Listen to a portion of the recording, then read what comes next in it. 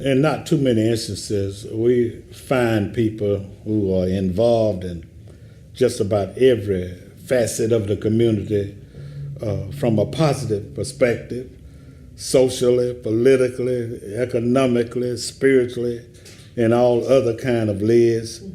So we are happy today to have an individual who has long been involved in all of those disciplines in our community, and we thought it would not be robbery, first of all, to acknowledge her and all of the things that she has done for the community, and secondly of all, to give her an opportunity to update us on many of the projects in which she is involved, and thirdly, to let us know, let the community know, let you know and me, how we can be of some assistance to her in moving this community forward. And I probably don't need to mention her name because most of you know that I'm talking about the very first commissioner, female commissioner on our city government, and in the person of the Honorable Commissioner Elaine Lucas. How you doing? I'm doing great, especially after that introduction. Yeah, Thank you. You're very kind. Thanks for coming. This is a call to action. A call to action. I'm your host, Alex Habersham, and as I said, we have Commissioner Elaine Lucas with us today. And first of all, I want to thank you. You know, it takes two kinds of people. You know, it takes the people who agree and the people who bring attention to things that needs to be, that the people don't agree on. Right. So anytime, and then that's what communication and mediation and negotiation is about. Right. You know, because nothing is automatically correct in both areas. So, but let me tell you about Commissioner Lucas.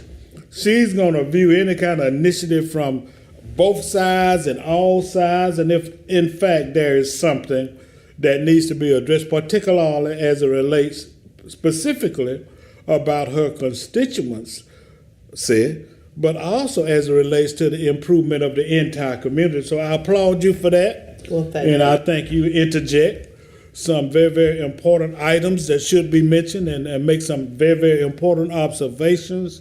And I think that you played a major role, congratulations, in accepting, you know, what the new form of government is, but doing everything that you can to see, you know, that it works. So absolutely, that it works for the people. That saw fit. The majority of those who went to vote voted for consolidation, a new form of government.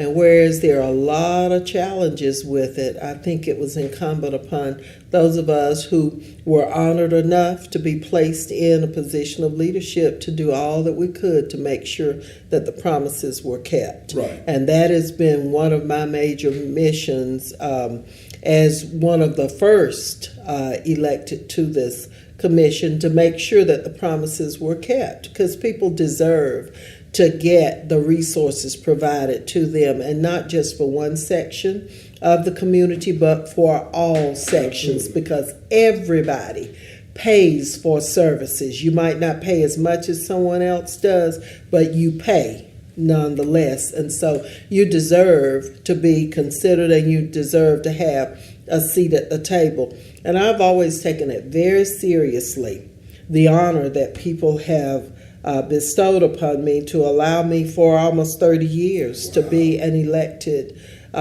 representative, first on the Macon City Council and then now on the new Macon Bid Commission. It's a real honor, and it's been an honor for me to be involved with education in this community for a long time. And so those two things will get any problem on the way to a solution. And once people realize how important education is and how powerful the vote is, with those two things, people can enslave you. They cannot take away your rights if you get those two things. Well, let's talk a little bit, you know, about, you know, the new charter and the activities, and, you know, just kind of give your constituents, first of all, and the community generally, an update on where we are and how it has gone and what you would like to see and maybe how we can help. Right. I think one of the major things that people can do is to review the charter and to look at the form of government and how it is different, and offer any suggestions for any changes that might need to take place. I've seen a few, and I'm in a position to offer those changes, but I need to hear from other folks, and the others who are in charge of government need to hear. The new form of government has worked as well as it has because there's been so many people actively involved in making sure that people kept their promises. Had we not had that activism, I don't think as much as we've seen done would have been done. There's been a good bit of streamlining of a lot of services, and I think that's been good. However, there have been some fee increases, and so I think it's incumbent upon all of us to realize that this new government does not save money, but you can slow the rate at which these increases happen.